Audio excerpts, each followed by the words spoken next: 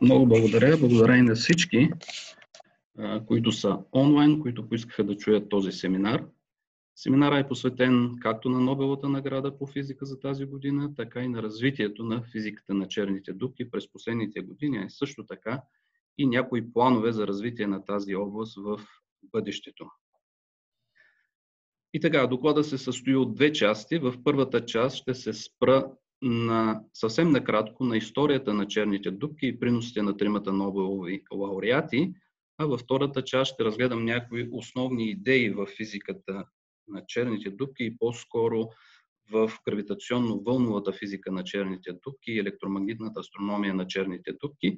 И накрая ще дам бъдещите планове за развитие на тази област, която вече не е само теоретична, а е също и наблюдателна и експериментална област на съвременната физика. И така, Нобеловата награда за физика за 2020 година беше присъдена за изследване върху физиката на черните дупки, които безспорно са сред най-интересните обекти в нашата Вселена. Половината от Нобеловата награда е за Роджер Пенроуз, а другата половина за Райнхард Генцел и Андрея Гес. Пенроуз получава наградата за математическо доказателство, че черните дупки могат да се образуват в съгласие с законите на общата теория на относителността, а Генцел и Гец получават наградата за наблюдателно доказателство, че свръхмасивният и свръхкомпактен обект в центъра на нашата галактика е черна дупка. Най-интересният факт в това Нобелово трио е факта, че Пенроуз е математик. Това може би е първият случай, когато математик получава Нобелова награда по физика и до голяма степен това изглежда доста странно, екзотично и нетипично, но това е едно естествено и закономерно следствие, като се има предвид огромния принос, който са дали математиците за създаване и развитие на общата теория на относителността.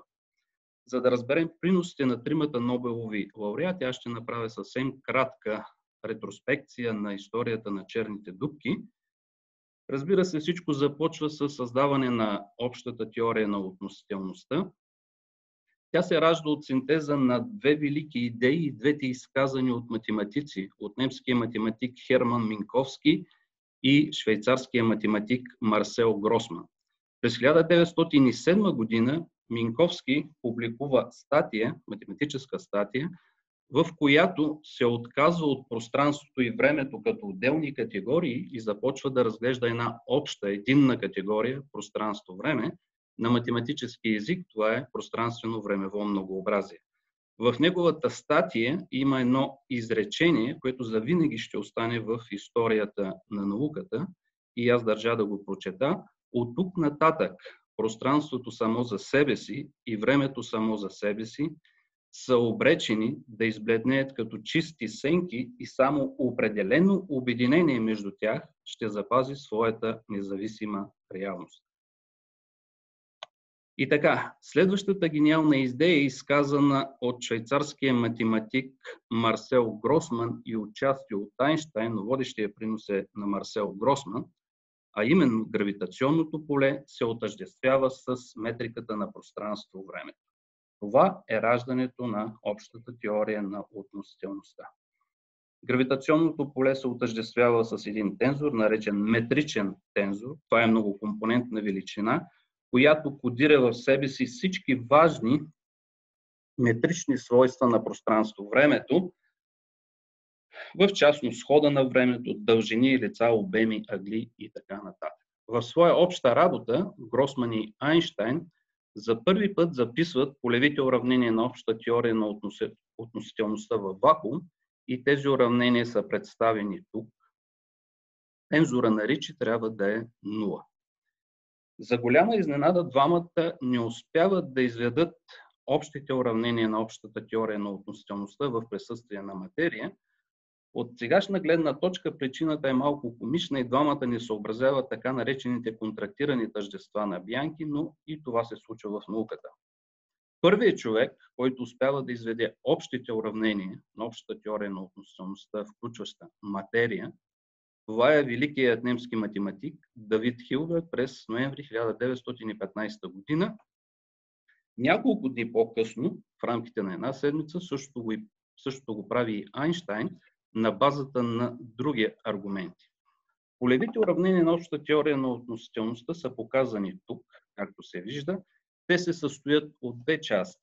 Лявата част е геометричната част, която описва изкривяването на пространство-времето, докато дясната част описва материята. Т-меню е така нареченият тензор на енергията материята и той кодира в себе си най-важните характеристики на материята, като плътност на материята, поток на плътността на материята, тримерния тензор на напреженията и така нататък. Аз няма да коментирам математиката за тези уравнения, само ще дам техния груб физически прочит, а именно присъствието на материя в пространство-времето изкривява пространство-времето, а от своя страна изкривеното пространство-време показва на материята как да се движи в това изкривено пространство-време. Още с идването си на бял свят, общата теория на относителността прави фрапиращи предсказания, като разширяваща се Вселена, черни дупки и така нататък.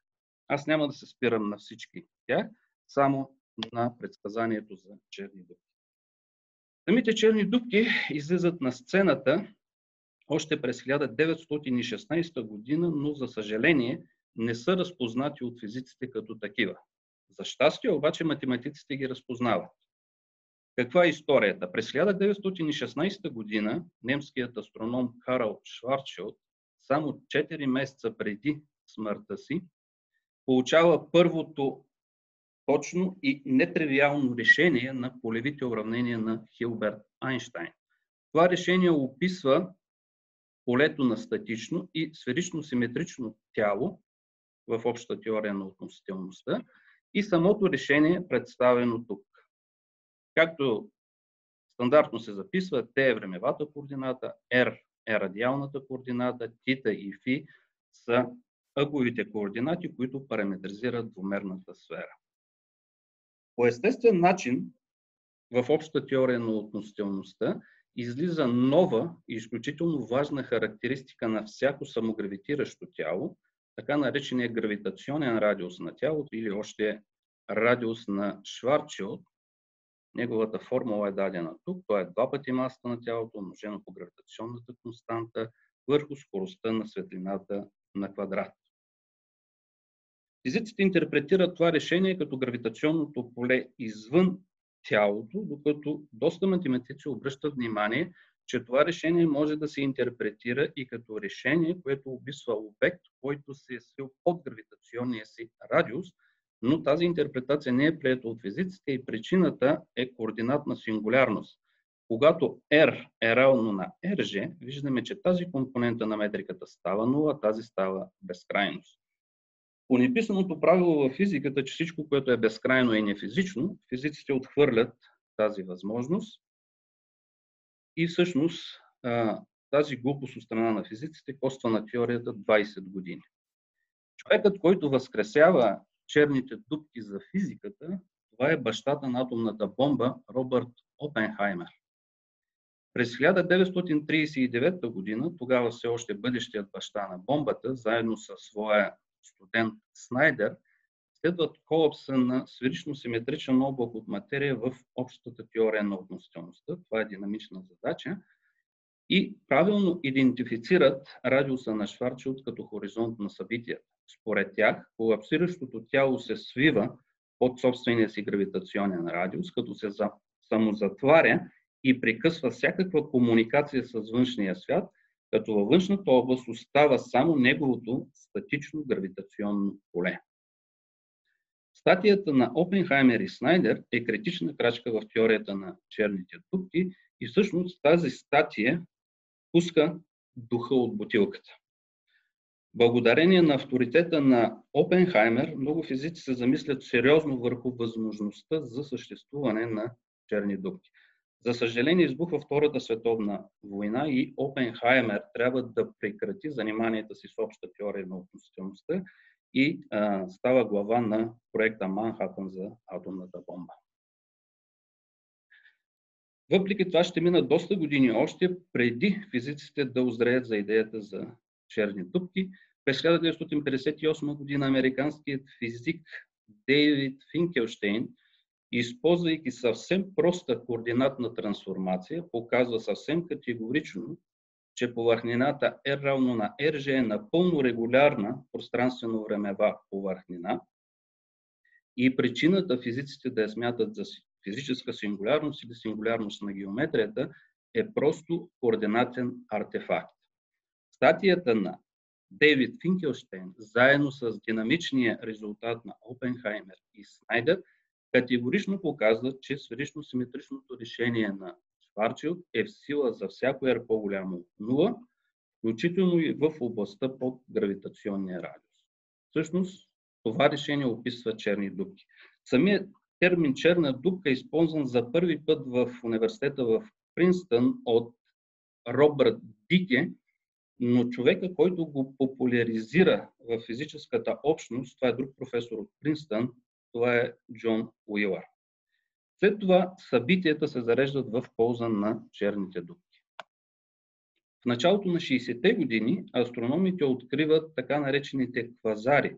Това са екстремално ярки галактически ядра с маса от порядъка на милиони или дори милиарди слънчеви маси, обградени от акреционни дискове. Единственото възможно обяснение са черните дупки. Всеки друг обект не може да бъде стабилен, не може да бъде толкова компактен и да издържи такава чудовищна маса. През 1963 година новозеландският математик Рой Патрик Кер, който също е играч на покер и бридж, получава още едно изключително важно точно решение на уравненията на Хилберт Айнщайн, но този път с аксиална симетрия.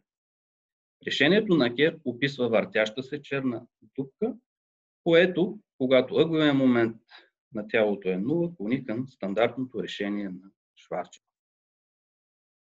Това е ситуацията в началото на 60-те години и изглежда неизбежно централните обекти на квазарите, централните двигатели на квазарите да се отъждествят с черни дупки.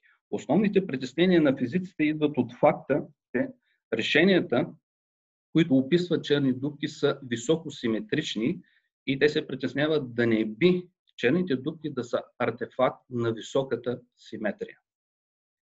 Някъде през 1964 година Джон Уилър споделя идеята с Пенроуз, който започва да мисли върху проблема. Пред Пенроуз стои следната тежка математическа задача – да покаже, че черните дупки са общо следствие от законите на Ото и се формират в области с висока плътност на материята, без да използва всякаква симетрия. Това е изключително тежка задача. Подходът на Пенроуз, разбира се, е коренно различен от подхода на физиците, които разглеждат обикновено високосиметрични и опростени модели.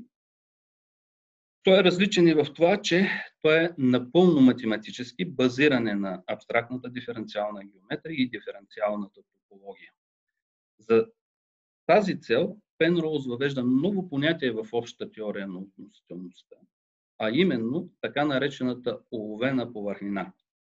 Уловената повърхнина е двумерна пространствена повърхнина в четиримерното пространство-време, която има свойството да фокусира светлинните лъчи, излъчени навън и ортогонално на нея. С други думи, тя е сигнал за силно гравитационно поле. Ако нямаше гравитационно поле, лъчите, които са излъчени перпендикулярно и навън от повърхнината, биха се разбягали в пространството, а не биха се фокусирали. И така, в фундаментална статия от 1965 година Пенроуз доказва, че ако веднъж се образува уловена повърхнина и ако материята удовлетворява определени естествени енергетични условия, като например положителна плътност на енергията, съгласно законите на Ото, вътре в уловената повърхнина настъпва необратим колапс към сингулярност и образуване на хоризонт на събития.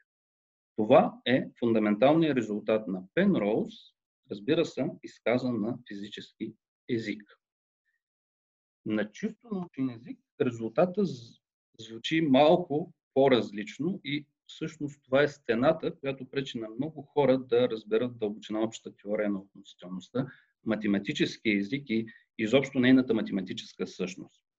Теоремата, която доказва Пенроуз, всъщност това е оригиналният резултат, който получава Нобеловата награда, е следната. Нека МЖ е глобално хиперболично пространство-време с некомпактна повърхнина на коши. Ако тензорът на енергията и импулса на материята удовлетворява слабото или силното енергетично условие и пространство-времето съдържа уловена повърхнина, тогава пространство-времето е изотропно, геодезически непълно. Това е оригиналният резултат, който е награден с Нобелова награда. Разбира се, той е доста математически и аз няма да се спирам на математиката за този резултат, нито ще въвеждам понятията, които са необходими, за да се докаже тази теорема. Между другото, тя се доказва на по-малко от една страница, но за да се направи това се изисква подготовка от стотици страници, въвеждане на понятия, междинни теореми и така нататък. И така, теоремата на Пенроуз поставя началото на нов златен период в историята на общата теория на относителността и нова ера за астрономията и астрофизиката. Черните дупки официално влизат в физиката и стават общоприето обяснение на квазарите. Теоретиците показват, че при акретиране на материя около черните дупки може да се отдели от 6 до 42% от масата на покой на акретиращата материя. За сравнение мога да кажа, че при термоядрените реакции може да се отдели едва 0,6% от масата на покой, така че това е изключително ефективен механизъм за отделяне на енергия в астрофизика. Следват 20 златни години за теорията на черните дупки. Теоремите за сингулярност се обобщават с участието на Хокинг и други математици и математически физици. Бекенщайн и Хокинг разбулват мистерията на термодинамиката на черните дупки. Оказва се, че има тънка връзка между термодинамиката на черните дупки, квантовата теория и квантовата теория на полето. Хокинг прави своето знаменито откритие, че черните дупки не са толкова черни, а излучват квантови частици. И като венец на тези 20 златни години, в началото на 80-те години, се доказват няколко фундаментални теореми, които като цяло носят названието теорема за единственост на черни дупки. Това е направено от австралийския математик и математически физик Брандон Картер и полския математик Мазур, а също така и австралийския математик Гунтинг. Тези теореми играят изключително важна роля и малко по-късно ще ги спомена при разглеждането на гравитационно-вълновата астрономия на черните дупки. Сега да разгледаме приноса на другите двама Нобелови лауреати, Генцел и Гес. Те поставят основите на нови прецизни тестове на общата теория на относителността. Генцел и Гес ръководят две изследователски групи, които наблюдават движението на звездите около ядрото на нашата галактика. Групата на Генцел използва телескопите на Европейската южна обсерватория, разположена в Чили, докато групата на Гес използва обсерваторията Кек, разположена на Хаваите. Наблюденията на двете групи продължават почти 30 години. Тоест, наградата не е дадена за спорадично откритие, е дадена за сериозно преследване на цел в продължение на почти 30 години. Защо е важно наблюдението на движението на звездите близо до галактичното ядро? Причината е, че съгласно общата теория на относителността, близките звезди чувстват най-добре кривината на пространство-времето и следвайки тяхното движение, можем да извлечем информация за параметрите на централния обект, а дори и за структурата на пространство-времето в общия случай. Разбира се, в общата теория на относителността нещата са променени спрямо Нютоновата гравитация. Например, закона на Кеплер в общата теория на относителността изглежда последния начин, където омега-0 е честотата на въртене на частицата около централния обект, R0 е разстоянието до частицата от централния обект, M е масата на централния обект, А е ъгловия момент на единица маса на централния обект. Вижда се, че формата е различна от тази в нютоновата гравитация. Наблюдението обаче на отделни звезди е силно нетривиална задача. Причината са огромните облаци от междузвезден газ и прах, които са между нас и галактичното ядро, и те поглъщат една голяма част от светлината, излъчена в околностите на галактичното ядро. Друг голям проблем, това е атмосферата и по-специално динамиката, турбулентната динамика на атмосферата. Фотоните се разсейват в атмосферата, това води до размазване на образите и един такъв ефект, който всеки ден може да наблюдаваме, когато е ясно времето, това е премигването на звездите. За да проникнат отвън облаците от прах, близо до ядрото на галактиката, Генцел и Гец и техните групи разработват усъвършенствани техники, изграждайки уникални съоръжения за дългосрочни наблюдения. Турбуленцията на земната атмосфера размазва траекториите на фотоните във времеви мащаби около 1 секунда. За да компенсират това, те създават специална техника, така наречената Speckle Imaging техника в близката инфрачервена област. Правят се кратки експозиции с много чувствителен детектор в рамките на 0,1 секунди. За това време динамиката на атмосферата може да се смята за замразена и по този начин се получават доста резки изображения, които са ограничени само от границата на дифракция. Разбира се, всяка техника в реалния свят е ограничена и има своите проблеми. Описаният по-горе метод има и недостатъци. Краткото време на експозиция ограничава наблюдението само до най-ярките звезди. И за да се преодолее това, те използват методите, малко по-късно използват методите на така наречената адаптивна оптика. Идеята на адаптивната оптика е следната. Използва се ярък референтен обект до целта за наблюдение и дори изкуствено създадена звезда чрез лазерно възбуждане на натриевите атоми в горните слоеве на атмосферата. Има деформируемо вторично огледало, което променя формата си, за да компенсира отклонението от референтния обект и в същото време осъществява връзка с телескопа, който наблюдава реалния обект и по този начин в голяма степен може да се изключи влиянието на атмосферата.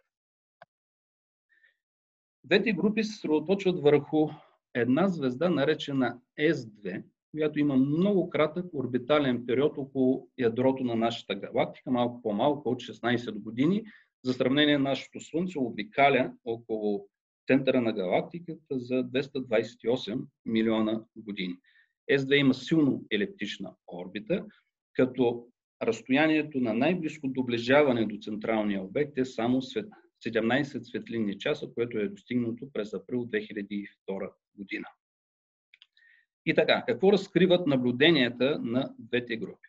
Те показват първо, че движението на S2 се определя изцяло от централния обект и влиянието на останалата материя, включително и тъмната материя, е пренебрежимо.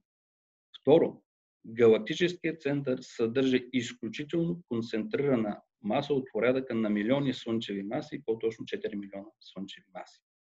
Като се има предвид, че видимият размер, това е радиоизлъчващата област около ядрото, е по-малко от една астрономическа единица, означава, че имаме чудовищно компактен обект, еквивалентно на 4 милиона слънца между Земята и Слънцето. Наистина, изключително чудовищно компактен обект.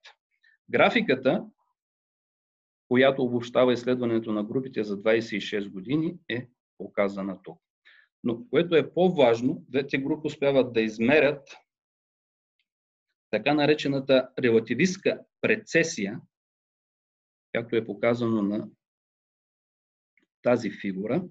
При тази прецесия, при всеки оборот, точката на най-близко доближаване се измества. Тази прецесия няма в нютоновата гравитация, но има в обща теория на относителността и само измерването на този ефект е изключително постижение.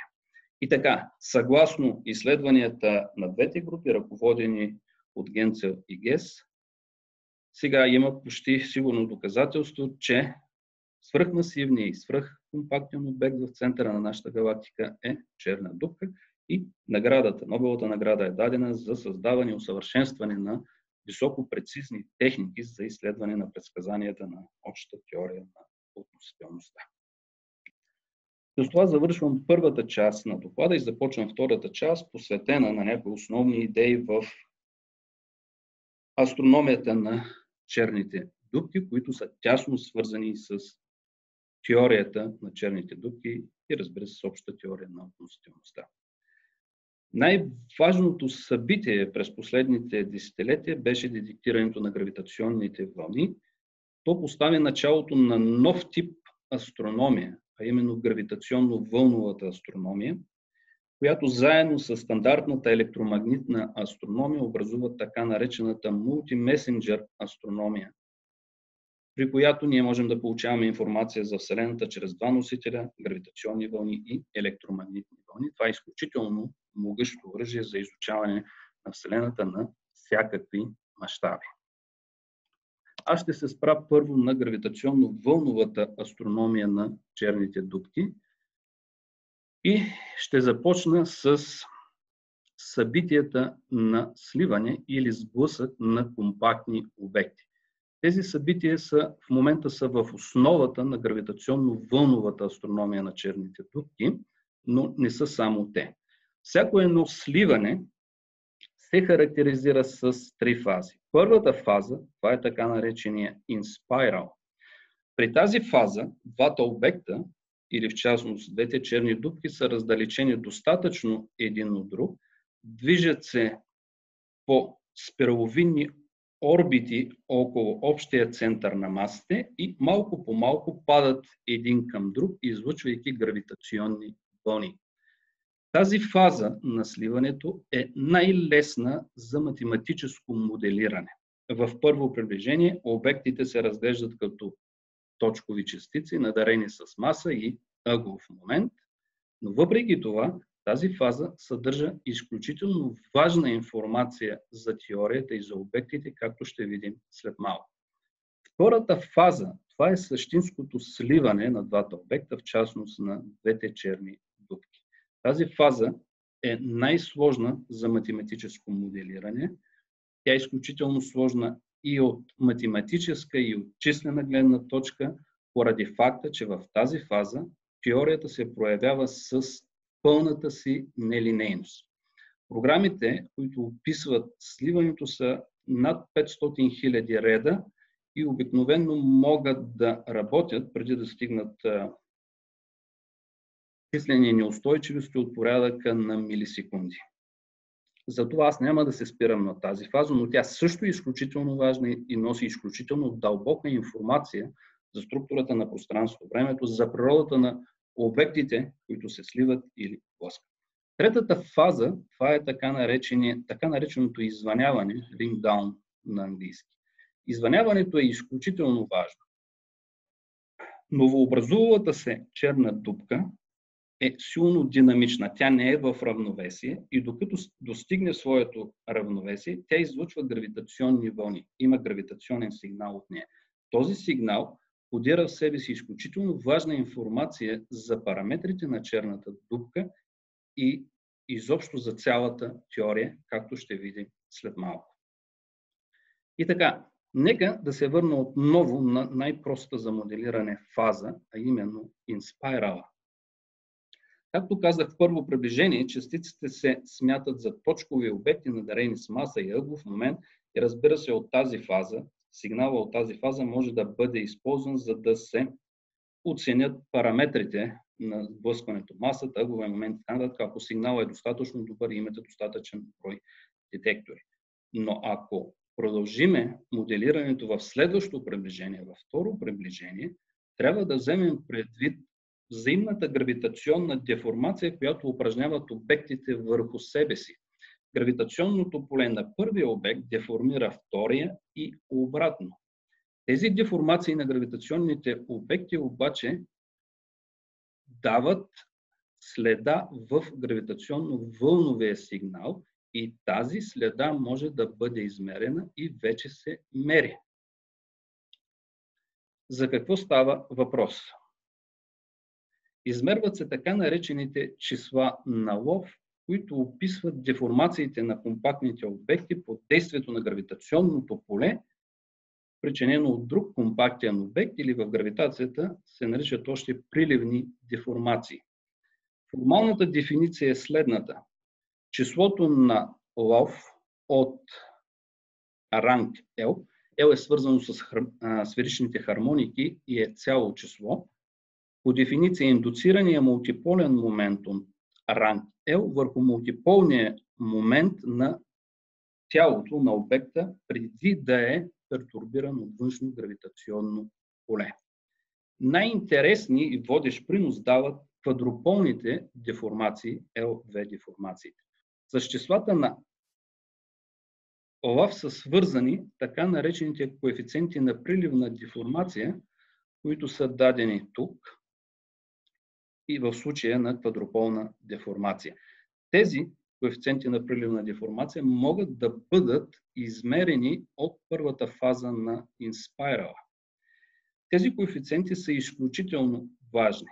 Защо? Защото те съдържат много важна информация за вътрешната структура на компактните обекти. Например, за неутронни звезди тези приливни коефициенти варират от 200 до 2000, грубо, което означава, че числата на лов и по-точно приливните коефициенти са силно чувствителни към уравнението на състоянието на неутронната звезда. Но това е благословие. Защо? Защото измервайки числата на лов, ние можем да налагаме ограничения върху уравнението на състоянието на ядрената материя, която изгражда неутронната звезда. По този начин гравитационно-вълновата физика пуска своите пепела и към ядрената физика и може да служи за потвърждаване или отхвърляне на определени модели в ядрената физика, модели свързани с голям брой частици. И вече тези коефициенти на приливна деформация се измерват в гравитационно-вълновата астрономия и това е най-модерният начин да се поставят ограничения върху уравнението на състоянието на ядрената материя, изграждаща неутронните звезди. Какво става при черните дупки? При черните дупки има шокиращ резултат, до голяма степен противоинтуитивен, а именно може да се покаже, че в общата теория на относителността, като се вземе предвид пълната нелинейност на теорията, че числата на лов на статичните черни дупки са 0. Това е непертурбативен резултат. При въртящите се черни дупки те също трябва да са 0 или много малки. В момента се води научна престрелка по този въпрос, но това, което е сигурно, че дори и при въртящи се черни дупки, те трябва да бъдат изключително малки в сравнение с другите компактни обекти. И така, този уникален факт позволява нулев тест на общата теория на относителността и черните дупки в общата теория на относителността.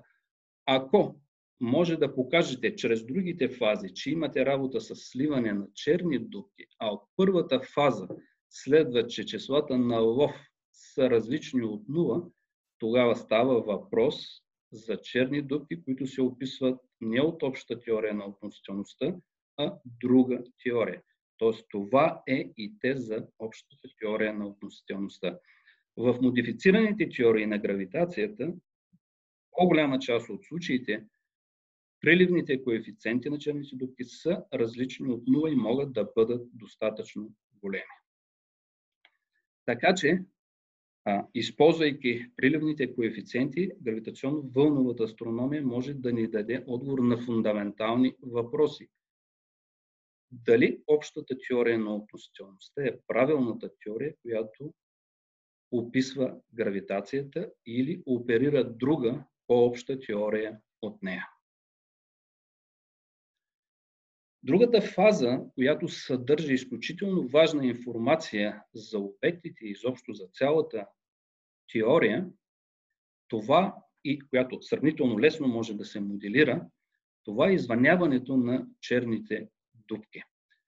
Стандартен сигнал на извъняване на черни дупки е показан тук. Тук е логаритъм от амплитудата на пертурбациите на метриката. Тук е времето, нормирано на някаква си величина. Това в момента не е важно. Този сигнал се характеризира с универсална част. Тази част е универсална, докато първата част на сигнала, където все още не е намаляващ, зависи от началните данни. Зависи как е смутена черната дупка, но след определено време той приема универсална форма. С какво се характеризират тези извънявания? Те се характеризират със следното нещо. Черните дупки излъчват гравитационни вълни, когато са смутени приоритетно на определени квантувани честоти. Честоти, които зависят от три цели числа n, l и m, както в квантовата механика. Много хора се задават въпроса защо се получава подобно нещо и какво общо имат с квантовата механика. Дали имат нещо с квантовата механика не е ясно, но причината е да имаме квантуване на честотите е, че задачата за извъняване на черни дупки се свежда за задача за собствени стойности на един вълно-диференциален оператор от определена форма върху изкривено пространство време, т.е. тип задача Штур-Люовил, а всички задачи от тип Штур-Люовил имат собствени честоти и изобщо собствени функции, които зависят от цели числа. Разликата с квантовата механика е, че тук задачата от типа на Штурм-Люовил не е самоспрегната, което има изключително тежки следствия, особено за математиците, които изучават стабилността на черните дупки. Всъщност този факт отне на математиците 50 години да докажат строго линейната устойчивост на черните дупки. И така, тъй като задачата е не самоспрегната, честотите, собствените стойности на оператора са комплексни, като реалната част, това са истинските физически честоти, а имагинерната част, това е времето, което описва заглъхването на гравитационната вълна. Някои честоти за черни дупки, т.е. основните честоти, честотата съответстваща на фундаменталната мода, n равно на 0 равно на L на M, когато всички цели числа са нули, са дадени тук и човек може да види горе-долу какви са времевите мащаби, свързани с честотите и времето на заглъхване на пертурбациите на черните дупки. Така. Собствените функции, които са свързани с тези честоти, се наричат квазинормални моди. Тези трептения се наричат квазинормални моди и те съдържат изключително ценна информация, както за черната дупка, така и за теорията като цяло. Извличането на информация от квазинормалните моди се нарича спектроскопия на черни дупки. Разбира се, тази информация може да бъде използвана да се ограничат параметрите на черните дупки от експеримента и така нататък, но това е по-малкото, което може да се направи. Информацията може да се използва за много по-фундаментални неща и тя е свързана, начинът на използване е свързан с така наречената теорема за единственост, фундаментален резултат в общата теория на относителността. Само ще кажа, че и аз имам принос към тази теорема. Теоремата е доказана преди 40 години, в началото на 80-те години от математиците, но те не успяват да докажат каква е структурата на фактор пространството, което е фактор пространството на самото пространство, време по групата на изометрии. Това беше направено 30 години по-късно от Штефан Холандс и мен. Ние доказахме няколко топологични теореми в много по-общ случай, но в частен случай доказахме, че то е едносвързано многообразие с определен тип граница. Така, тази теорема навява странни чувства в мен, но ако има време, после ще спомена.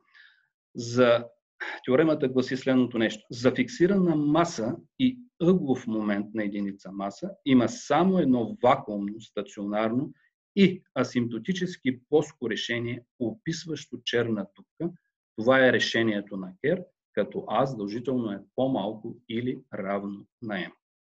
Така, теоремата в малко по-свободен изказ. Математическата теорема е малко доста по-сложна, но с думи прости.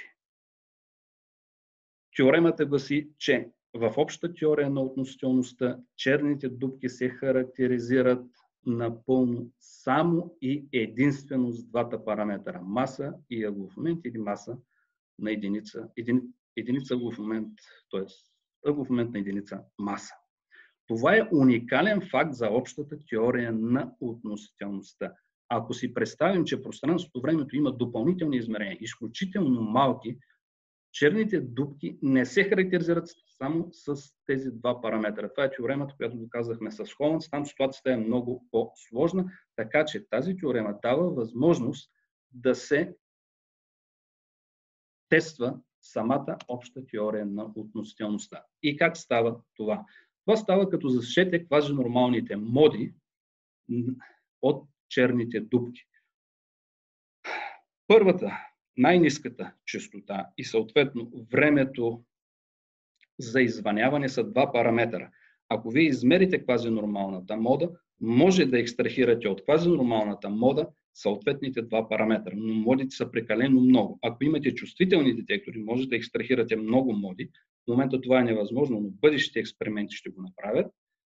И всички тези моди трябва да дават едни и същи числа М и А. Ако това не е така, имате работа с черни дупки в друга теория, т.е. това не е обща теория на относителността. Разбира се, в реалния случай М и А не могат да бъдат определени абсолютно точно, но този метод по принцип дава възможност да се наложат много тежки ограничения от възможните девиации от общата теория на относителността. До каква степен реалната гравитационна теория, която описва реалната Вселена, девиира спрямо общата теория на относителността. Така че човек тук може да види как фундаментални математически резултати излизат на експерименталната сцена. Това е изключително важно. Има и други фундаментални теореми, които ще бъдат тествани и които помагат за по-дълбоко разбиране на гравитационното поле и изобщо коя е истинската теория, която оперира в нашата Вселена. Сега да кажа няколко думи и за електромагнитната астрономия на черните дупки. Само преди малко повече от година станахме свидетели на първата фотография на черни дупки. Принципа, който стои за всичко това, е следния. За да наблюдавате образа на черните дупки, или по-точно сянката на черните дупки, на вас ви е необходим източник на светлина. Не можете да вземете фенера и да отидете да осветите черна дупка.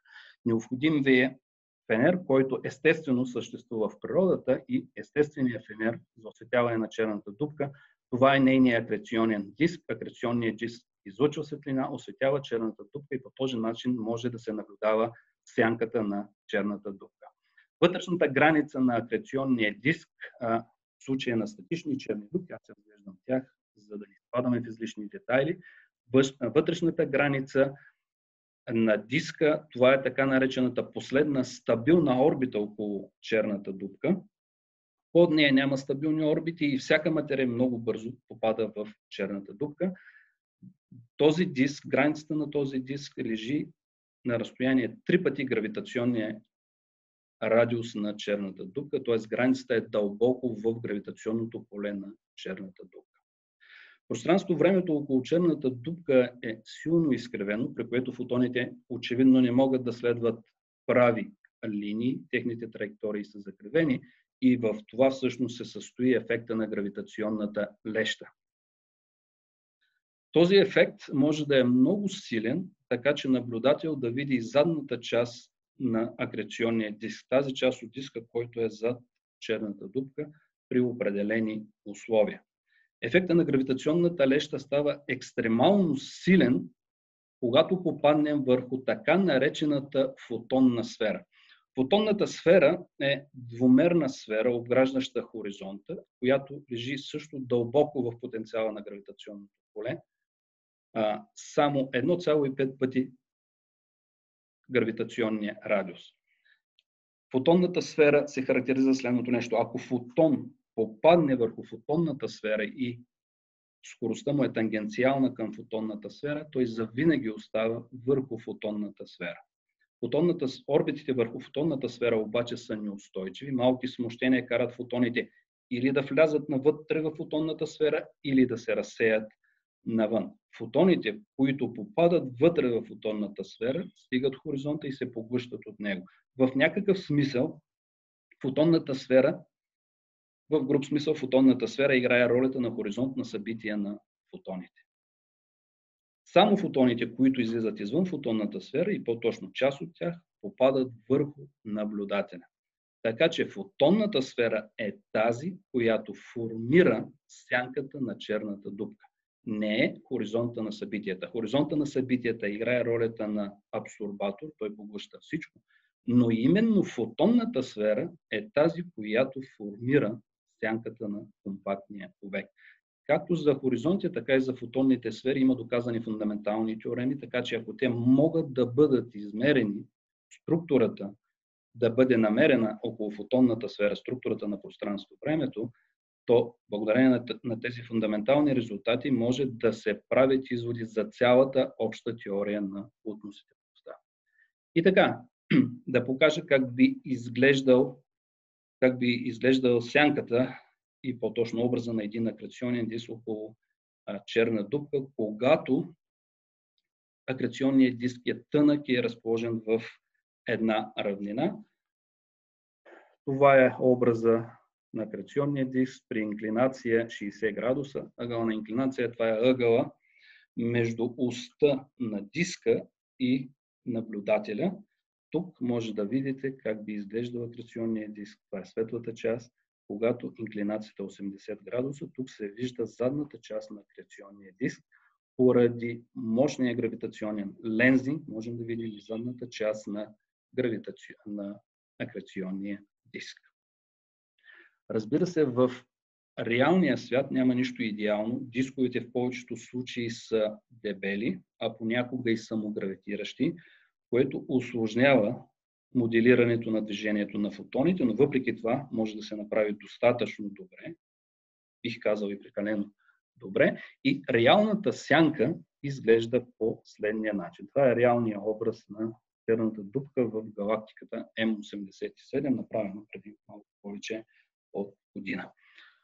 Както казах, фотонната сфера формира сянката и фотонната сфера, грубо казано, усреднено е вътрешната граница на ореола, който идва от акреционния диск.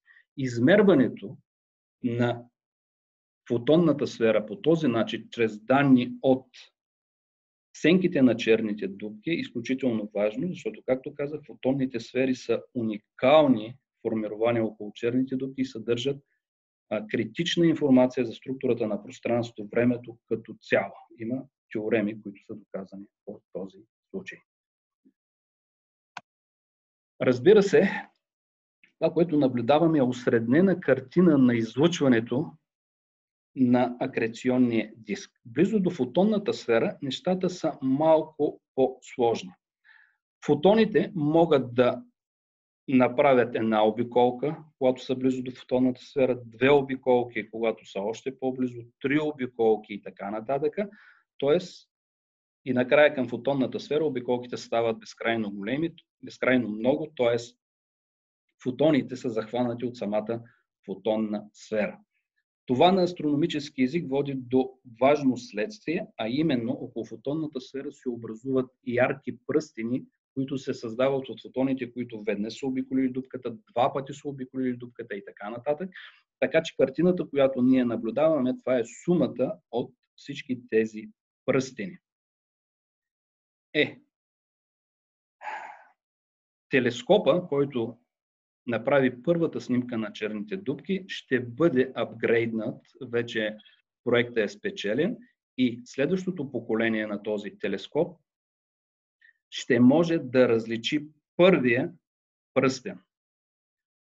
А се очаква космическите мисии да могат да разграничат и следващите пръстени, така че ще имаме фина структура около фотонната сфера. Ако знаем тази финна структура, специални теореми в общата теория на относителността ни гарантират какво можем да знаем за структурата на пространството-времето и тази информация е изключително важна. За статични черни дупки фотонната сфера по единствен начин определя структурата на цялото пространство-време. Това е теорема подобна на теоремата за единственост за черни дупки. В термини на гравитационни лещи тези пръстени, безкрайно много пръстени, са така наречените релативистки образи на компактните обекти, които се получават, когато светлината минава близо до гравитационна леща, до мощен гравитационен източник. И така, към края ще се спра на още един емблематичен тип обекти в обща теория на относителността, които преди време ставаха единствено за тренировка на теоретиците в областта, но с определени наблюдателни открития вече има сериозни подозрения, че те наистина могат да съществуват реално в Вселената. Става въпрос за така наречените пространствени тунели. Една артистична картинка на пространствен тунел е даден тук. Грубо казано, това са обекти с нетривиална топология в пространството, които имат две или повече гърловини. Аз разглеждам случая с две гърловини. Интересното при тези обекти е, че разстоянието, стандартното разстояние между гърловините може да е от порядъка на милиони светлинни години, докато разстоянието по тунела може да е само километри и те са свързани с надеждата на човечеството да пътува до далечни галактики или далечни звезди. Проблема с върмхолите е, че те изискват екзотична материя, за да се образуват. И следва естествения въпрос, има ли такава екзотична материя? Най-странното е, че има и дори не е толкова екзотична. Спинорните полета нарушават така нареченото нулево енергетично условие, което ако е нарушено, могат да се образуват тези обекти. Още повече, както показват наблюденията, Вселената е запълнена от субстанция, наречена тъмна енергия, това е 70 няколко процента от цялата Вселена, която нарушава това условие, така че има изобилие от екзотична материя за образуване на тези обекти. Не е известен някакъв общ принцип, който би могъл да забрани тяхното образуване и в момента те са гореща тема в теоретичната гравитационна физика. Няма да се спира на абсолютно всички свойства на върмхолите, на пространствените тунели, само ще кажа, че те имат различни проявления в гравитационно-вълновата астрономия, както и в електромагнитната астрономия. Отличават се от черните дупки по начина, по който изкривяват светлината и по който излъчват гравитационни вълни. И да разгледаме случая, когато такъв обект, върмхол, е смутен от външно въздействие, например попадане на материя в тунела или разсейване на компактен обект от върмхола. Той отреагира, когато излезе от равновесното си състояние, отреагира с излъчване на гравитационни вълни, за да се върне в своето равновесно състояние, при което типичният сигнал е показан тук. Ако беше черна дупка, само тази част от сигнала щеше да съществува. Но при върмхолите се наблюдават допълнителни пакети от вълни, ето тук са дадени увеличени, т.е. наблюдава се гравитационно ехо. Самото ехо кодира информация за параметрите на обекта, параметрите на пространствения тунел. Същото ехо се наблюдава, ако имаме разсейване на компактен обект от пространствения тунел и се вижда, че гравитационно-вълновото проявление на пространствения тунел е доста по-различно от това на черните дупки. Има и по-тънки неща, свързани с гравитационните вълни, но в момента нямаме време да се спираме на това. Освен това, електромагнитните проявления на тези тунели са доста по-различни от електромагнитните проявления на черните дупки. Тук давам компютърните симулации на сянката на един такъв тунел. Те са направени от Галин Гилчев и Делийски. Вижда се първо, че в сянката се появяват уши, освен това излъчването от акреционния диск е по-различно, отколкото при черните дупки. Други симулации на електромагнитното проявление на сянката на уърмхолите е дадено тук. Имат най-различни структури, които не могат да се наблюдават при черните дупки. Причината за това е следната. Както казах, фотонните сфери са тези, които формират образите на черните дупки, сенките на черните дупки. Когато фотоните попаднат под фотонната сфера, при черните дупки те попадат в хоризонт и това е край. При уърмхолите нещата са различни. Дори фотон да попадне под фотонната сфера на първата гърловина, той може да се предвижи по тунела до втората фотонна сфера и оттам да се отрази, като фотонните сфери не е задължително да са симетрични, при което отново се връща и формира съответен образ в сянката на уърмхола.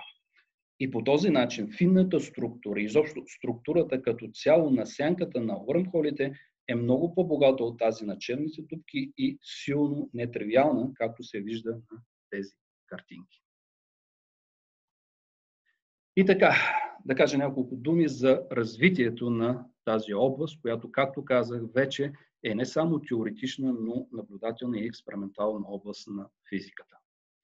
През последните 20 години наблюдаваме нов златен период в развитието на общата теория на относителността и мисля, че той ще продължи още десетилетия. Достатъчно е да споменем директното детектиране на гравитационните вълни, стенките на черни дупки и така нататък. За последните 10 години областта е получила 4 Нобелови награди за приноси в физика, свързана с общата теория на относителността. Но най-важното е, че в тази област има нерешени проблеми, които постоянно генерират фундаментален интерес към нея. От една страна, тъмната страна на Вселената е напълно неразбрана. Става въпрос за тъмна материя и тъмна енергия. Коя е истинската теория, която оперира общата теория или модифицирана гравитация? Това привлича огромен интерес сред теоретиците и сред младото поколение. Друго, гравитационните вълни дават невиждана досега възможност да се тестват неща, които бяха немислими преди години. Когато бях аспирант, аз си мислех, че подобно нещо никога няма да стане в общата теория на относителността, но сега могат да се тестват, както видяхме, и теоремите за единственост, чисто фундаментални математически резултати. Освен това, гравитационните вълни са перфектното средство за изучаване на тъмната енергия и тъмната материя. Гравитационните вълни и електромагнитните наблюдения дават възможност да се търсят нови екзотични фундаментални полета в Вселената и екзотични компактни обекти. По мое мнение, това ще е доминиращата област в фундаменталната физика доста десетилетия напред. Защо мисля така? През следващите 10-20 години са планирани или вече действат мащабни проекти за гравитационни вълни. Да споменем Лиго, Вирго, ГЕ в Германия, Кагра, която събира в момента данни и се калибрира. В Индия ще бъде построен много мощен детектор наземен. Десико, японската космическа обсерватория, телескопа Айнщайн, за който скоро взеха решение да бъде финансиран и много е вероятно да се намира на остров Сардиния. Това е подземна гравитационна обсерватория. Лиза, която предстои да бъде построена, а също така китайската Тианкин, това е космическа обсерватория за гравитационни вълни. Освен това, Event Horizon телескопа също за фотографиране на черните дупки също получи зелена светлина и ще бъде апгрейднат, като броя на чиниите ще бъде увеличен 2 пъти, при което той ще повиши своята чувствителност около 10 пъти, което означава, че финната структура на сянката може да бъде измерена, а това вече е нещо много сериозно, защото може да се правят фундаментални заключения за теорията, която стои зад гравитацията. В момента в САЩ се разработва детектор за гравитационни вълни от порядъка на 10 кГц, който е джобен, т.е. той е само няколко метра и цената му е много малка. Порядъка на $1 000 000. Предполагам, че всеки уважава себе си университет, ще го притежава след време. Това обаче не се отнася за Софийския университет. И така, какво ще може да се измери с гравитационните детектори, специално за черните дупки. Първо, проверка на черната дупка на Керр. Това е теоремата за единственост. Тази теорема ще бъде тествана с точност до 0,1% чрез така наречените EMRIS, Extreme Mass Ratio in Spirals, чрез Ализа. EMRIS са светия грал на гравитационно-вълновата физика. Това е свръхмасивна черна дупка, около която обикаля много малък компактен обект с маси от порядъка на една слънчева или 100 слънчеви маси или 10 на трета слънчеви маси. Защо това е светия грал? Защото преди да падне върху черната дупка, този обект може да направи от порядъка на 10 на трета, четвърта или петта обиколки около обекта. Тоест, гравитационно-вълновия сигнал може да се наблюдава в продължение на месеци, дори и години. За сега сигналите, които наблюдаваме, са в порядъка на секунда. Малко повече или малко по-малко, но от този порядък. Това дава възможност за картографиране на самото пространство-време, в частност на мултиполната структура на черната дупка с огромна точност, точност 10 на минус 6. Това от своя страна ще даде чудовищни ограничения върху възможната теория, която управлява гравитационното поле в нашата Вселена. Освен това, наблюдението на гравитационни вълни от въртящи се черни дупки ще даде възможност да се засекат кандидати за тъмна материя. Това са бозони с маси от порядъка на 10 на минус 13 електрон волта или 10 на минус 19 електрон волта. Това са приблизителни числа, разбира се, те са в някакви интервали. Около свръхмасивните черни дупки, които се въртят, могат да се образуват бозонни облаци, самогравитиращи, които обаче са нестабилни и се разпадат по-малко, при което излучат гравитационни вълни. Тези гравитационни вълни съдържат информация за масата на частиците на бозонното поле и много други параметри. На дъската, между другото, всъщност на дъската има формули, които са свързани точно с тези бозонни кондензати около бързо въртящи се звезди. Силни ограничения върху възможните поляризации на гравитационните вълни. Може да има най-много 6 поляризации. В общата теория те трябва да са задължително 2. И когато имате система от гравитационни детектори, може да измерите най-различни поляризации. За сега това е трудно, защото гравитационните детектори измерват проекцията на поляризациите върху собствените си рамена, така че се губи информация за възможните поляризации, но когато детекторите са много, ще могат да се измерят поляризациите или най-малко да се наложат изключително силни ограничения върху допълнителните възможни поляризации спрямо общата теория на относителността. Това от своя страна показва дали има възможност нови фундаментални полета да са преносители на гравитационното взаимодействие заедно с самата метрика на пространство-времето. Новите гравитационни детектори, базирани на Земята или в космоса, ще търсят нови екстремални компактни обекти, освен стандартните, които знаем, черни дупки, неутронни звезди и лъноколи. От екстремални компактни обекти се разбира компактни обекти, които притежават фотонна сфера, т.е. те могат да дават сянка при своето електромагнитно проявление. И така, по мое мнение, ние се намираме в зората на нова ера в астрофизиката и фундаменталната физика. И с това завършвам моя доклад. Благодаря за вниманието. Благодаря и аз от името на всички слушатели. Преди да дам думата за въпроси, надявам се, че имаме известно време за въпроси и дискусии. Искам да направя една забележка. Софийския университет дори в момента разполага със средства значително над $1 милион. Така че при достатъчно добра обосновка проект за $1 милион от такова фундаментално значение не би бил непосилен. Друг е въпросът да има кой да я направи. Това е радост за моите уши. Добре, колеги, заповядайте, ако имате въпроси, коментари, изказвания. Моля ви, ръка, аз ще се опитвам да проследявам и да дам съответно думата.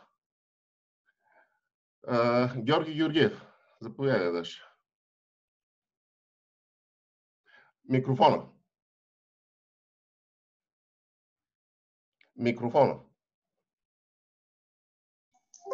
Да, когато минава човек от различни клавиатури, не винаги работят клавишите.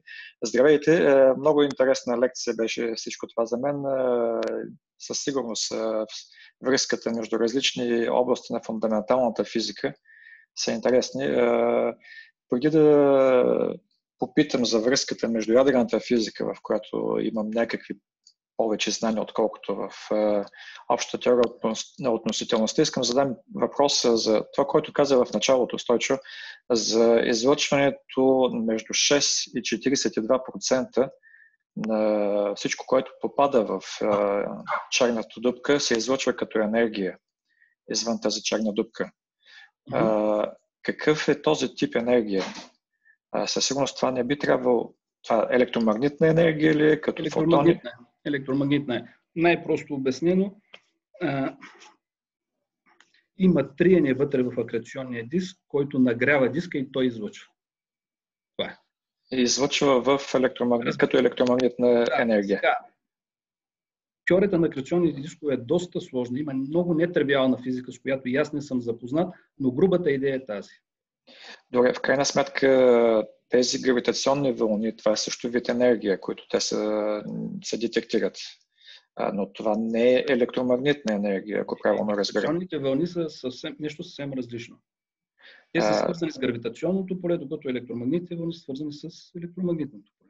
Това означава ли, че, примерно, когато се говори за излъчване на 1/3, примерно, от две черни дупки, които се свързват, 1/3 от тяхната маса се излъчва като енергия. Това все пак трябва да са гравитационна енергия. Черните дупки не са заредени в астрофизиката. Или ако има заряди, те са пренебрежимо малки. Енергията, която се отделя, е главно при сливане на черни дупки, е гравитационна енергия. Тоест, това може под формата на гравитационни вълни. Което има ли нещо общо с тъмната енергия? Не, директно няма връзка. Всъщност никой не знае. Но според мен няма директна връзка. Защото някои от теориите за тъмната енергия, че това е точно енергия на пространството, свързана енергия на вакуума. Да, но разминаването между наблюденията и теорията е от порядъка на 100 порядъка. Добре. Това, което ти каза също за връзката между общата теория на относителността при сливане на две неутронни звезди и ядрената физика, ако правилно разбрах, твоята позиция е, че всъщност очакваш по-скоро от страна на астрофизиката и на общата теория на относителността да дадем по-точна оценка или сравнено с ядрената физика. Това така ли или откъде очакваш да бъде по-точната преценка на тази несвиваемост на ядрената материя? Става въпрос за следното нещо. Чрез гравитационни вълни могат да бъдат измерени коефициенти на приливна деформация, които обаче са, както казах, силно чувствителни към структурата на неутронната звезда. Те вече са измерени, но не с голяма точност. И ако могат да бъдат измерени с достатъчно голяма точност, това скоро ще стане, тъй като те зависят силно от уравнение на състоянието, а уравнение на състоянието се команда от ядрените сили, разбира се в изкривено пространство, но все пак ядрената физика е водеща, може да се направи обратна връзка, за да се наложат ограничения върху възможните модели в ядрената физика. Ще останат само тези модели, които дават съответните коефициенти на приливна деформация. Ако имате няколко модела, които дават различни коефициенти, може да дискриминирате между тях, като използвате тези данни от гравитационно-вълновата астрономия. От гледна точка на ядрената физика нещата върват в обратната посока. Ако успеете да направите достатъчно добър модел на тежко ядро, което описва свойствата на това тежко ядро, идеята е това нещо да се екстраполира към голям брой частици, което би било неутронната звезда. Да, но това трябва да се тества експериментално. Експерименти с неутронни звезди са изключително информативни и в обратна посока ще наложат ограничения върху модела. Така е, само дето ние сме още много далече от модела на тежко ядро. Може да помагаме. Тогава друг такъв въпрос, който е свързан, означава ли, че сливането на черна дупка с неутронна звезда би бил най-чистия експеримент от гледна точка на това, че при черната дупка не би трябвало да има такива приливни вълни, които се образуват само от към страна на неутронната звезда, и това би ли дало по-точен крайен резултат? Значи, по принцип, сливането на черна дупка и неутронна звезда би трябвало да е изключително информативно събитие. Но да е най-чистият експеримент, не вярвам. Когато става въпрос за материя, винаги има нещо, което замърсява експеримента. Най-чистите експерименти обикновено са между черни дупки. Защото при неутронната звезда винаги ще има електромагнитни импулси в една или в друга степен. Което от своя страна също е благословие, защото електромагнитните детектори могат да реагират и да се получи допълнителна информация. Но чисто от гравитационна гледна точка, ако изключим електромагнитната част, тогава най-добре е да се наблюдават сливане на черни дупки. Поради една проста причина, при неутронните звезди винаги има много неопределености от типа какво уравнение на състоянието. И ако то не се знае с достатъчна точност, тогава има проблеми. Докато при черните дупки, както казах, в обща теория на относителност, те се характеризират само с два параметра. Това е чист експеримент. Да, благодаря. Ще оставя другите колеги да продължат с въпросите. Благодаря. Благодаря и аз. Заповядайте, колеги. Други въпроси има ли? Има Петко, има един въпрос. Заповядайте. Здравей, Петко. Здравей, Стойчо. Един въпрос малко по-различен. Информационните агенции съобщиха, че вчера, 9 декември, в Китай са изстреляни 2 изследователски спътника, които изучават електромагнитни явления, свързани с гравитационните вълни. Това е заглавието. Това е информационна агенция, нищо повече не са казали. Има си някаква информация за този? Мисля, че не съм чел информацията, но за изучаване на електромагнитни явления в момента се готвят прекалено много мисии, и то главно за неутронни звезди. Не съм чел тази информация, не знам. Защото пишат електромагнитни явления. Най-вероятно те попадат в мисиите, които са свързани с мултимесенджер астрономията. Тоест при сблъсък на компактни обекти може да се отдели както гравитационна, така и електромагнитна енергия. Вероятно тези спътници ще трябва да измерват електромагнитната енергия. Тоест да работят в електромагнитния прозорец, но не съм чел тази новина. Ти каза, че много мисии са готови. Вчера една се е реализирала. Това е. Да, не, прекалено много мисии. Аз нищо не споменах за неутронните звезди, но те сами по себе си ще дадат чудовищно важна информация за обща теория на относителността. Там вече се изпълняват мисии като NICER и така нататък. Вече има изключително важна информация за структурата на неутронните звезди, а по-късно вероятно и за теорията, която оперира в тези свръхплътни обекти. Добре, благодаря. Това е. Благодаря и аз. Доцент Чижов, заповядайте. Здравейте. Здрасти. Стойчо, ти спомена за характеристики на черна дупка като маса и ъгъл в момента. Да. Има още заряд на черната дупка. Дали това е? Дали действа? Възможно? Да. Аз казах, че заряда няма особена роля в астрофизиката. Общото разбиране е, че астрофизичните обекти не са заредени или ако са заредени, заряда е изключително малък. Мисля, че в релативистката астрофизика има оценка за това, имаше граница и той наистина е много малък и не би трябвало съществено да влияе върху резултатите. Добре, благодаря. Аз ще взема повод от това, което каза Стойчо, за да се върнем на тая теорема. Твоето тълкуване на тая теорема звучи като, или поне така го разбрах аз, ние се отказваме да се занимаваме с уравнение на състоянието на черна дупка. Точка. Това така ви е или по-скоро е в момента не ни интересува, защото наблюдателната информация е такава, че тези два параметра са достатъчни. Не сме се отказали и в момента текат сериозни изследвания за вътрешността на черната дупка. Става въпрос за друго. Аз теоремата я казах в по-свободен изказ, научно-популярен. Става въпрос за следното нещо. Пространството, времето, извън хоризонта, върху хоризонта, извън хоризонта се характеризира само с тези два параметра. Вътре може да става всичко.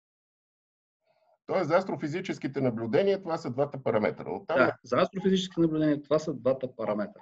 Това звучи по-разумно. Благодаря. Доцент Митев.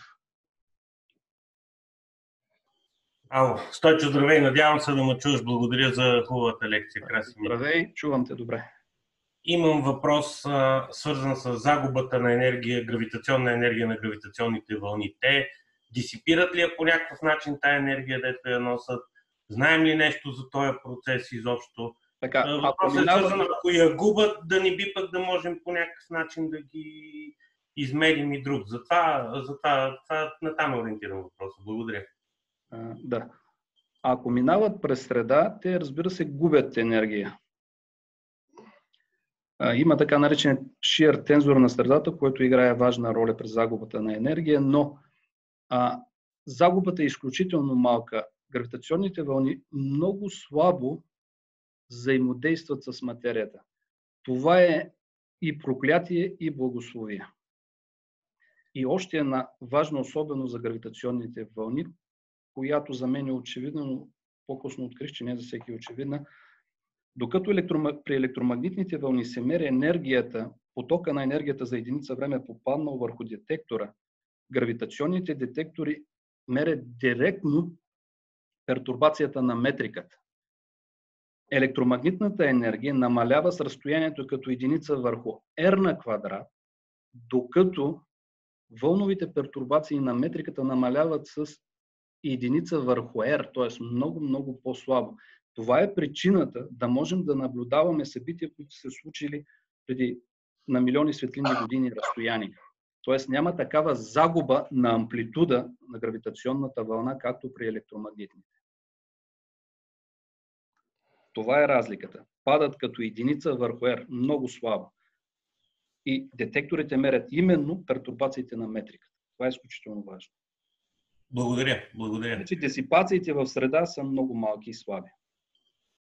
Особено за линейни гравитационни вълни. В смисъл, тези, които са достатъчно слаби, дисипацията е пренебрежима. Благодаря и аз. Други въпроси?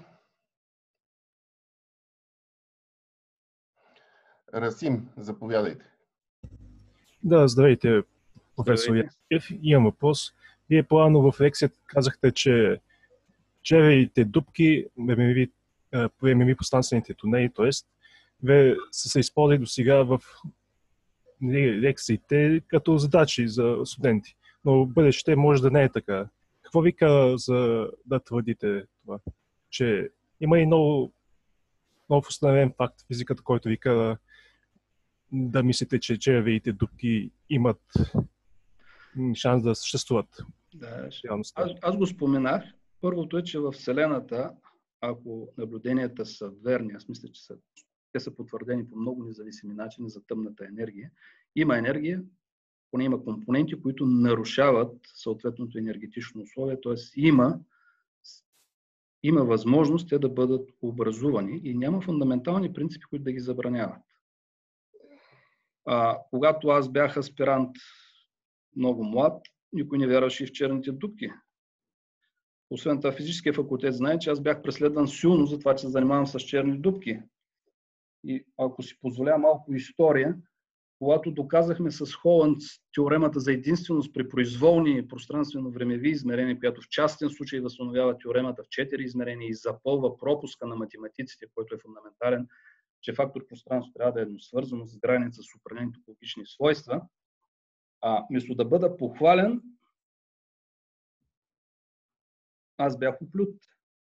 На мен ми казаха, че аз съм позор за физическия факултет. Физическия факултет не се занимава с такива работи. Мястото ми е в Института по математика. Сега, слава Богу, съм професор и там, на частичен щат, но тогава аз бях черната овца. Сега черните дупки на практика са приети от всички, така че Защо вярвах тогава? Точно заради това. Човек има някаква интуиция, която създава в науката. Освен това има и други умни хора по света, които създали интуиция и казват какво може, какво не може. И по същия начин и сега, следейки мнението на колегите, следейки развитието на науката, виждайки научните факти, мисля, че уърмхолите в някаква форма съществуват. Разбира се, няма строго доказателство, че съществуват, но би трябвало според мен да съществуват. Тоест, интуицията, която съм натрупал, ми показва, че вероятно подобни структури съществуват. Освен това, аз не споменах, че гравитационно-вълновите детектори постоянно има сигнали, които не могат да бъдат интерпретирани. Така наречените глитчес. В момента ги отхвърлят с лека ръка, защото не пасват на нито един сигнал, който е изведен от числената гравитация. Тоест няма с какво да го сравнят, но това не означава, че зад него не стои съответен компактен обект и процес, свързан с него. В момента хората, свързани с гравитационно-вълновата астрономия, се учат и теоретиците учат, но най-много се учат тези, които са на експерименталния, на наблюдателния фронт. Те се учат дори на такива дребни неща, които за хората изглеждат смешни. Например, те могат да разпознават кога сигнала идва от зайци. Зайците, като си копаят дупка, детектора засича сигнала. Слава Богу, има 2 детектора в Щатите и това е фалшива аларма, но те вече знаят как изглежда сигнала, когато зайци си копаят дупка. Когато мине камион на 20-30 км, знаят как изглежда сигнала. Но не знаят как изглежда сигнала на уърмхоли или на други компактни обекти. Но цялата ми интуиция, постоянно се срещам с колеги и теоретици и експериментатори, по-голямата част от тях, ако не е осъзнато, то по неосъзнат начин мислят, че уърмхолите трябва да съществуват. Освен това, те се предсказват от някои модифицирани теории на гравитацията, където това условие може и да не е нарушено, т.е. при стандартна материя. Така че нищо не е сигурно, но в теоретичната общност има нагласата, че те най-вероятно съществуват. Така да го кажа. Благодаря. Това беше важно уточнение. Благодаря ви. Все пак това твърдение се базира повече на интуиция, защото да, ясно. Това се базира на интуиция. Когато Опенхаймер го питали защо мисли за черните дупки, че може да стане, те са просто математическа абстракция на лист хартия, отговорът е бил следния. Не знам дали е съвсем точен, но нещо от типа и бомбата беше абстракция на лист хартия, ама гръбна. Така, ама в крайна сметка ти в момента имаш нещо, което знаеш, че съществува, но не знаеш какво е, от типа на тъмна енергия и тъмна материя. Така е. Имаш математическо решение, което ти предсказва, че подобен обект би могъл да съществува. Смесването на двете е... Не, аз го казах като хипотетичен обект, в смисъл не обект, който съществува, а като възможност и как се отличава от черните дупки. Не съм казал, че съществува. Да, това е ясно. Вероятно да съществува. Да. Просто да покажа различните проявления на различни видове компактни обекти в общата теория на относителността. Мисля, че това е интересно. Разбира се, че е интересно. Колеги, заповядайте. Други въпроси и коментари?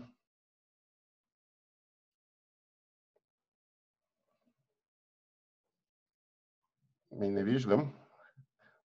Докато си помислят хората, аз ще попитам едно друго нещо. Ти казваш, това е не само теоретична, но наблюдателна и експериментална област. С наблюдателна съм напълно съгласен. На какво се базира твърдението експериментално? Като аналитично продължение на наблюдателно.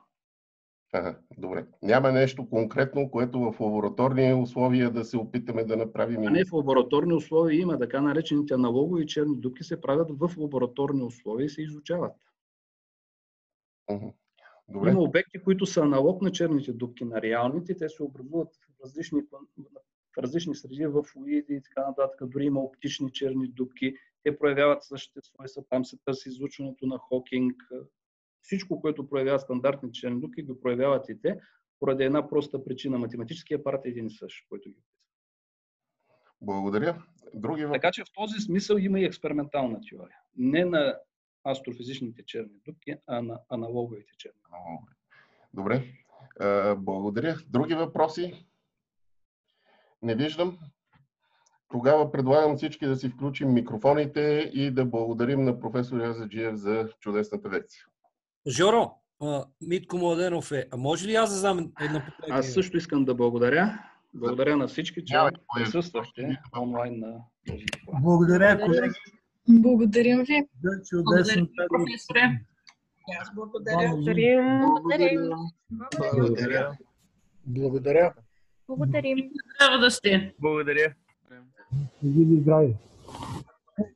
Благодаря ти, Стойчо. Чао.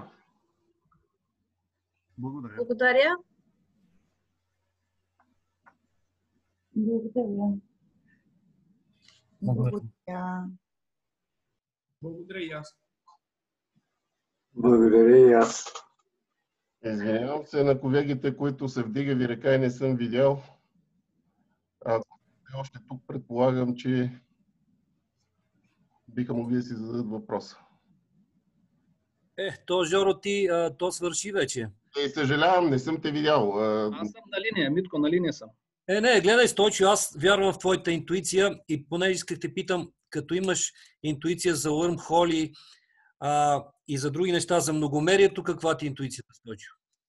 Моята интуиция, мисля, че допълнителните измерения съществуват, но теориите, които ги описват, са неправилни. Аха, добре. Да, те са сега в зародиш. Да. Добре, това исках да питам за многомерието. В тая посока. Добре, какво? Благодаря на всички. Благодаря на професор Язаджиев. С това И аз благодаря. Чао. Закривам семинара и сега Поздрави от мен. Чао. ще прекъсна Чао. запис. Благодаря на всички. Чао, чао.